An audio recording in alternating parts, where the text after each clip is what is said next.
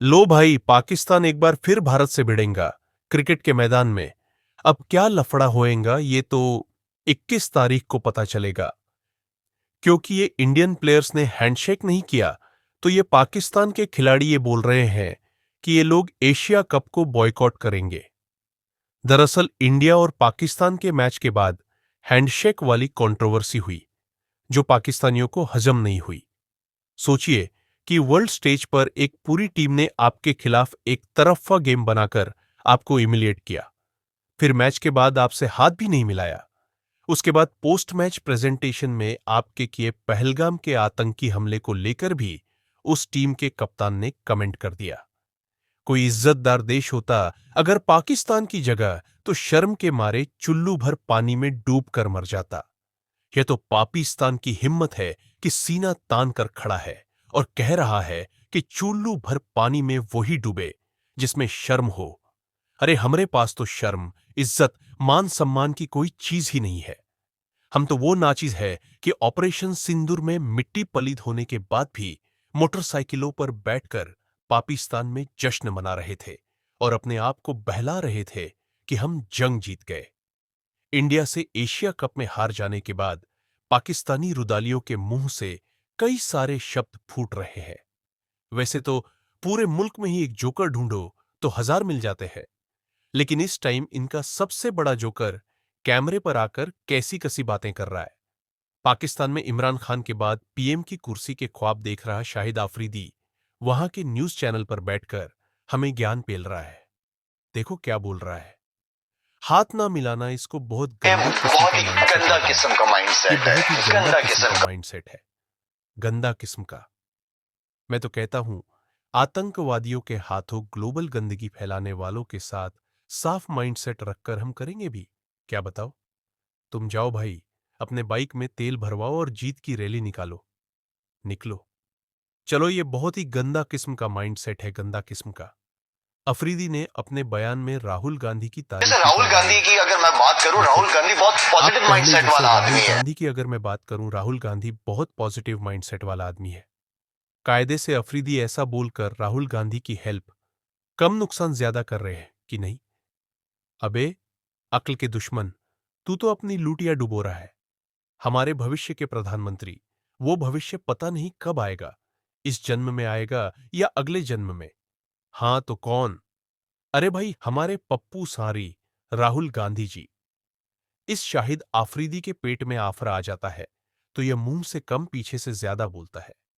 इससे तो शोएब अख्तर और वसीम अकरम की इज्जत इनसे ज्यादा है, क्योंकि वो क्रिकेट की बात तो कर ही लेते हैं।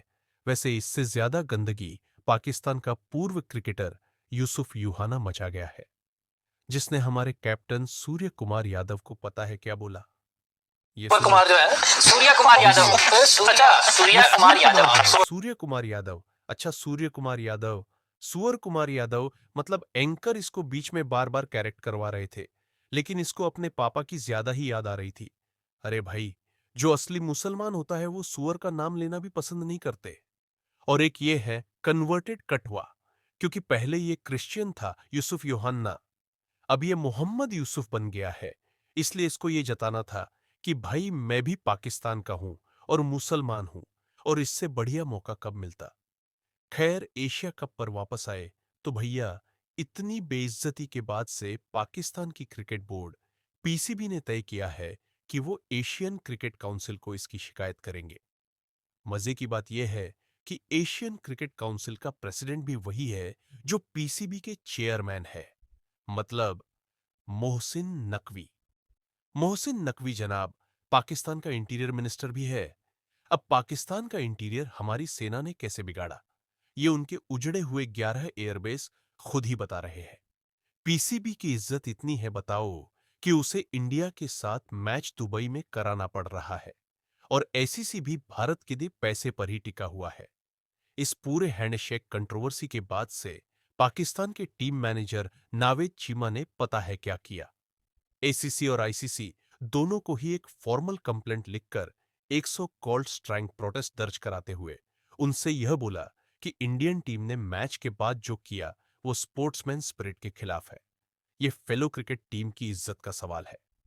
लो, कर लो बात इज्जत। What is joke? पाकिस्तान का असली गुस्सा फूटा मैच रेफरी पर। जी हां, वो चाहते हैं कि मैच के रेफरी एंडी पैक्राफ्ट को उनकी नौकरी से हटाया जाए।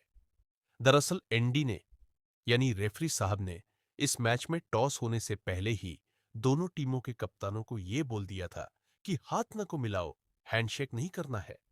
लेकिन मैच के बाद वो ये बताना भूल गए, जिसकी वजह से पाकिस्तानी टीम मैदान में खड़ी रही और इंडियन टीम ने ड्रेसिंग रूम में जाकर दरवाजा भी बंद कर लिया।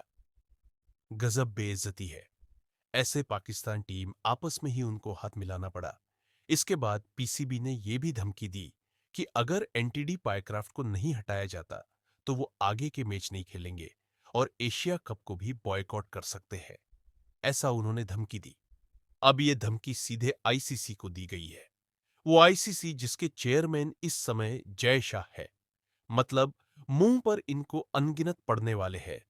अब सबसे पहले ये बॉयकॉट वाली धमकी पर आते हैं, तो भैया चाचा नकवी अगर ये बॉयकॉट कर देते तो दो सबसे बड़े नुकसान उन्हीं के होने थे। सबसे पहले तो उनको आईसीसी को एक भारी कंपनसेशन भरना पड़ सकता है, जो कि क्योंकि ये टूर्नामेंट अभी शुरू ही हुआ है। अब क्योंकि एसीसी ही इस इवेंट को ऑर्गेनाइज करा रहा है और उनके ही प्रेसिडेंट की होम टीम अगर इसको बॉयकॉट कर देगी तो जलालत तो भाई साहब नेक्स्ट लेवल की होगी, है कि नहीं? लेकिन मान लिया अगर अपनी पोस्ट का इस्तेमाल करते हुए किसी तरह से वो ऐसा कर भी लेते हैं तो भी पीसीबी के संबंध यूएई से खराब हो सकते हैं। वो यूएई जो उनके पाकिस्तान से बाहर होने वाले मैचेस को ऑर्गेनाइज करवाता है। मैच ना होना रेवेन्यू का नुकसान तो है और यूएई की इमेज के लिए भी ठीक नहीं है। अगर ऐसा होता है तो भी पाकिस्तान के लिए मुश्किल खड़ी हो सकती है। दूसरी बड़ी बात यह है कि इन दोनों ही कंडीशन को ध्यान में रखते हुए अगर पाकिस्तान ये मैच खेल लेता है और एशिया कप को बॉयकॉट नहीं करता तो धमकी देकर ये खुद ही फंसेंगे, क्योंकि क्रिकेट ही पाकिस्तान में थोड़ी बहुत खुशियां देने का साधन है। वहां की सोशल और इकोनॉमिकल हालात कैसी है ये सबको पता है। ऐसे में क्रिकेट से ही थोड़ी बहुत आमदनी वहां हो पाती है, उसमें भी अगर इस तरह किया जाएगा।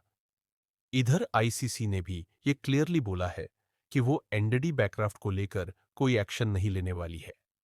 एंडी यानी रेफरी साहब का एक पोस्ट भी बड़ा वायरल चल रहा है, जहां वो आईसीसी और जैसा शाह को थैंक यू बोलते नजर आ रहे हैं। ये रियल आईडी से है या फेक आईडी से? खैर, वो आप चेक करो। दरअसल किसी रेफरी का आईसीसी द्वारा हटा दिया जाना ठीक वैसा ही होता है जैसे कोई उसकी नौकरी खा जाए।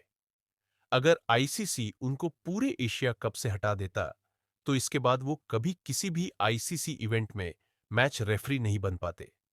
पाकिस्तान इंडिया का घंटा कुछ नहीं उखाड़ पाया। तो एक सैडिश देश की तरह वो एंडी यानी कि अपने रेफरी साहब की नौकरी खाकर संतोष पाना चाहता है। अफसोस है कि उसके हाथ वो भी नहीं लग रहा। आईसीसी की तरफ से कोई फॉर्मल स्टेटमेंट नहीं दे रहा है कि वो एंडी पैक्राफ्ट को हटाएंगे भी या नहीं। ऐसे में रिपोर्ट्स की माने तो पीसीबी भी अब बॉयकॉट वाली धमकी पर चुप हो गई है। दोस्तों, कई लोगों का कहना है कि जिस हिसाब से सूर्य कुमार यादव ने भारत की पाकिस्तान पर जीत को पहलगाम हादसे में अपनी जान गंवाने वाले लोगों को समर्पित किया, पाकिस्तान भी अपने कप्तान से इसके जवाब में कुछ टच्ची हरकत करवा सकता है। क्योंकि कुत्ते की दुम कभी सीधी नहीं होती, चाहे 12 महीने सीधी नली में डालकर देख लो, फिर भी डेढ़ी की डेढ़ी। वही कई लोगों का यह भी कहना है कि आधिकारिक रूप से कुछ ना कर पाने की खींच में पाकिस्तानी क्रिकेट चलाने वाले मैदान में ही इंडिया के खिलाफ होने वाले अगले मैच में कुछ ना कुछ ऐसी हरकत कर सकते हैं जिससे हमें कुछ जवाब वो लोग दे सके। अब वो क्या ही जवाब देंगे जिन्होंने अपनी जुबान को चीन को गिरवी दे रखा है और अपनी जेब को अमेरिका को गिरवी दे रखा है। उधर बीसीसीआई के सूत्रों का कहना है कि अगर भारत एशिया कप जीत लेता है तो भारत मोहसिन नकवी के हाथों से ट्रॉफी नहीं लेगा। सिर्फ सूत्र बता रहे हैं, ठीक है? यानी भारत वो ट्रॉफी वहीं छोड़कर वापस इंडिया आ जाएगा। ये पीसीबी और खुद यूएई के लिए बहुत गजब वाली बेइज्जती वाली सिचुएशन हो जाएगी।